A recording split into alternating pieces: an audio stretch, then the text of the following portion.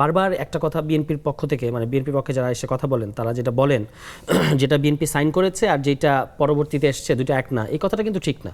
এটা যদি কেউ প্রমাণ করতে পারে আমরা সংস্কার নিয়ে কথা বলবো না। জুলাই সনদ যে ডকুমেন্টটা, এটাতে একটা কোনো কমা মানে এদিক সেদিক হয়েছে যদি কেউ প্রমাণ কথা ছিল যে নোট অফ ডিসেন্ট যেগুলিতে আছে সেইগুলি যাবে না আর কি। জুলাই সনদ আর বাস্তবায়ন আদেশ দুইটা ডিফারেন্ট ডকুমেন্ট, দুইটাকে আমাদের ডিফারেন্টলি আলোচনা করতে হবে। আমরা গণপরিষদের কথা বলতাম, কিন্তু আমরা দেখেছি যে আমরা ছাড়া নট ইভেন বাংলাদেশ জামায়াত ইসলামী তারাও গণপরিষদ চায় না। মোটামুটি সবার প্রেফারেন্স গণভোট, তো আমরা গণভোটটা মেনে নিলাম।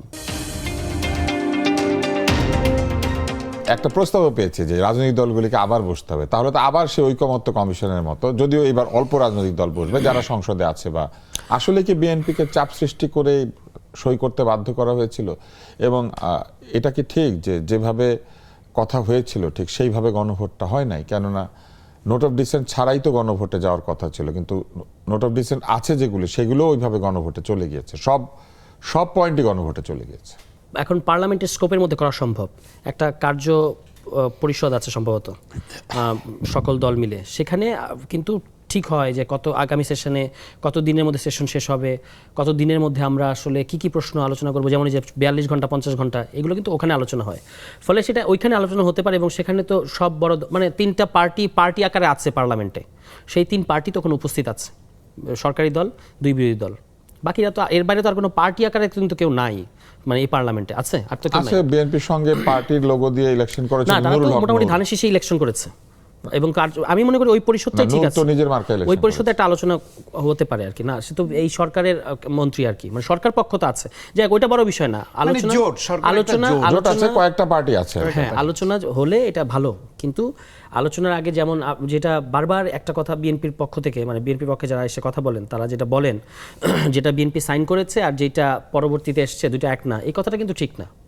যেটা এটা যদি কেউ প্রমাণ করতে পারে আমরা সংস্কার নিয়ে কথা বলবো না। যে জুলাই সনদ যে ডকুমেন্টটা, এটাতে একটা কোনো কমা মানে এদিক সেদিক হয়েছে যদি কেউ প্রমাণ কথা ছিল যে নোট অফ ডিসেন্ট যেগুলিতে আছে সেইগুলি যাবে না আর কি। জুলাই সনদ আর বাস্তবায়ন আদেশ দুইটা ডিফারেন্ট ডকুমেন্ট, দুইটাকে আমাদের ডিফারেন্টলি আলোচনা করতে হবে।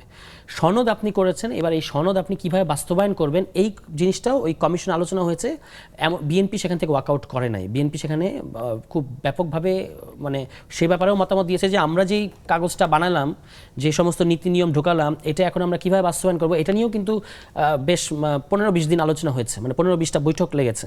সেখানে সালাউদ্দিন ভাইয়ের বক্তব্যগুলো আপনি দেখেন, আমি এটা দরকার হলে বাজিয়ে শোনাতে পারবো। 5 অক্টোবর 9 অক্টোবর উনি কী বলছেন ওখানে, তিনি গণভোটটা কিন্তু বেসিক্যালি উনারই কথা ছিল। আমরা কিন্তু গণপরিষদের কথা বলতাম, আপনি জানেন আমরা গণপরিষদের কথা বলতাম, কিন্তু আমরা দেখেছি যে আমরা ছাড়া নট ইভেন বাংলাদেশ জামায়াত ইসলামী তারাও গণপরিষদ চায় না।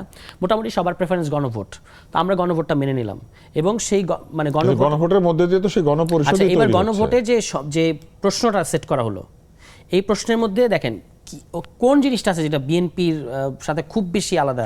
ওখানে তত্ত্বাবধায়ক সরকার ব্যবস্থার কথা আছে, এটা তো বিএনপির 31 দফায় আছে মানে গণভোটের প্রশ্নের মধ্যে। তারপর আছে আপনার ওই যে সাংবিধানিক বিভিন্ন প্রতিষ্ঠান, বিএনপির আপত্তি মূলত দুটো জায়গায়, একটা হলো প্রতিষ্ঠানের নিয়োগ এবং অপসারণ বিএনপি তার মতো করে করতে চায়, যেটা নিয়োগের প্রক্রিয়া, হ্যাঁ প্রক্রিয়া রাইট। আর দ্বিতীয়ত হচ্ছে এই যে আপার হাউসে পিআর থাকবে, এটা হচ্ছে যদি আমি আরো প্রিসাইজ, পিআরটা ভিন্ন ভিন্ন হবে। এক পক্ষ চেয়েছে যে সেখানে মোট ভোটের যে পার্সেন্টেজ, না মানে আমরা পিআর বলতে পার্সেন্টেজ অফ ভোটটাকে পিআর হিসেবে আমরা বুঝি, যে যত বেশি আসন আপার হাউসে তত বেশি আসন। হ্যাঁ, বাট ওইটা নারীর আসনে যেভাবে মানে সংরক্ষিত মহিলা আসন ভিত্তিক পিআর আর ভোট ভিত্তিক পিআর মানে বিএনপি চায়, আর আমরা বলেছি যে ওই যে পার্সেন্টেজ অফ ভোটের ভিত্তিতে। এখন আমি যদি একেবারে করে নিয়ে আসি, এই একটা জিনিসই আসলে কি বলে হয় নাই, সমঝোতা হয়নি সবগুলো দলের মধ্যে। এই বাকিগুলো মোটামুটি ইভেন ওই যে বিভিন্ন প্রতিষ্ঠানের যে সংবিধানের মূলনীতিতে সর্বশক্তিমান আল্লাহর প্রতি বিশ্বাস, সেটা তো এটা গণভোটে আসে না। আমি যেগুলো গণভোটে এসছে আমি ওগুলোর কথা বলতেছি। গণভোটে আপনি দেখবেন যে সবগুলো 48টা সংস্কার প্রস্তাব, পরে এগুলোর মধ্যে একেবারে ফান্ডামেন্টাল রিফর্ম হিসেবে 3-4টা জিনিসকে মানে খুব রাইটলি আপনার প্রাতিষ্ঠানিক মানে স্বাধীনতা দরকার, আপনার হচ্ছে পাওয়ারের চেক অ্যান্ড ব্যালেন্স দরকার, এবং আপনার একটা পিসফুল ট্রানজিশন অফ পাওয়ার দরকার। এই জিনিসগুলোকেই আসলে গণভোটের মধ্যে নিয়ে আসা হয়েছে।